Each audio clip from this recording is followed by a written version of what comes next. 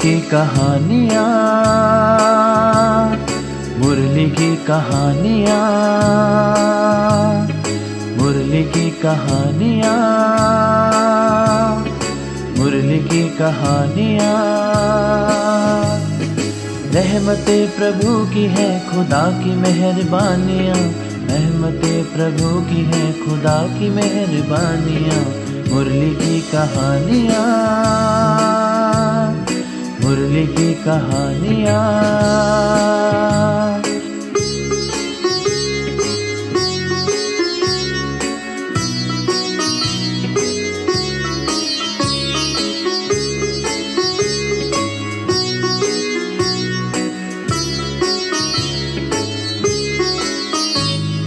गहरे भेद खोलती, श्रीमुख से बोलती, जोड़ती अध्यात्म से प्रेम रंग घोलती। गहरे भेद खोलती, श्रीमुख से बोलती, जोड़ती अध्यात्म से प्रेम रंग घोलती। सद्गुणों की खानियाँ, ये मुरली की कहानियाँ, मुरली की कहानियाँ, मुरली की कहानियाँ, मुरली की कहानियाँ, मुरली की कहानियाँ।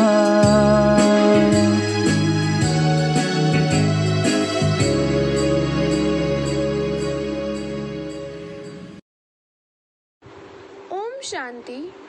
प्यारे भाइयों और बहनों, आज हम आपके लिए एक और प्रचलित कहानी लेकर आए हैं जिसका शीर्षक है द्रौपदी। पांडवों की पत्नी द्रौपदी हस्तिनापुर की भरी सभा में ऐसी परिस्थिति में पड़ गई जहां उसकी इज्जत दांव पर लग गई। इसका वर्णन एक अद्भुत आध्यात्मिक रहस्य को स्पष्ट करने के लिए किया गया है। शिव बाबा कहते हैं कि यह घटना संपरण भाव को सूचित करती है। कलयुग में भोली भाली माताओं पर बहुत अत्याचार होते हैं। उन्हीं का प्रतीक है द्रौपदी। जब द्रौपदी अपने आप को भूलकर, अपनी शक्ति को भूलकर, सभा में सभी लोगों को भूलकर भगवान की शरण में गई, तब भगवान ने उसकी रक्षा की।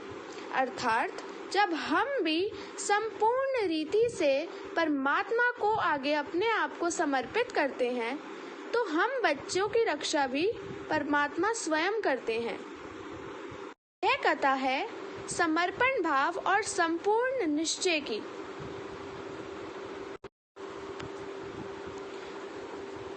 द्रौपदी की कहानी तो हम सब ने सुन ली, तो चलिए अब सुनते हैं एक और कहानी जिसका शीर्षक है दक्ष प्रजापति।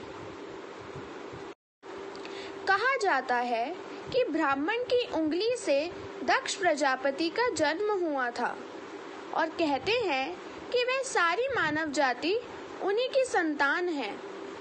यह भी मान्यता है कि प्रयाग क्षेत्र में विश्व कल्याण के लिए उन्होंने ब्रह्मा यज्ञ रचा। वास्तव में किसी मनुष्य के द्वारा रचे हुए यज्ञ से विश्व का कल्याण नहीं हो सकता, बल्कि विश्व का कल्याण सिर्फ शिव बाबा द्वारा रचे गए रुद्र ज्ञान यज्ञ से ही होता है। प्रजापति भी जो आदि देव हैं और शिव बाबा के रथ हैं, उन्हीं को कहा जा सकता है। तो चलिए जानते हैं अब इन कहानियों के आध्यात्मिक रहस्य को अपनी ब्रह्मा कुमारी दीदी से। ओम शांति। ओम शांति। ओम शांति। आज हम महाभारत के एक द्रौपदी के चरित्र के आध्यात्मिक रहस्य समझेंगे। महाभारत में बताया गया है कि कुरुसभा में, हस्तिनापुर में, इतनी बड़ी भारी सभा के अंदर द्रौपदी के चिरहरण की बात कही गई है और इसके आध्यात्मिक रहस्य हम सबको जानना बहुत आवश्यक है, यूँ तो हमने कहानी बहुत समय से सुनते आ रहे हैं। अगर हम सोचें दुनिया के लिए क्या मैसेज है ऐसे पिक्चर का, तो इसलिए हम सबको आध्यात्मिक रहस्य जानना आवश्यक है। वास्तव में द्रौपदी माताओं के सूचक है। कलयुग के अंतिम समय पर स्त्री जाति के ऊपर बहुत अनाचार अत्याचार होने लगता है।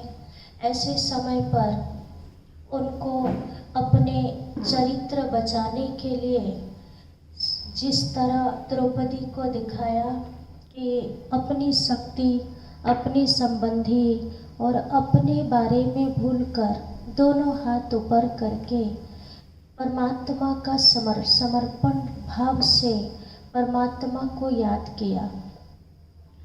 इस तरह याद किया कि अभी बचाने वाला सिर्फ तुम ही हो।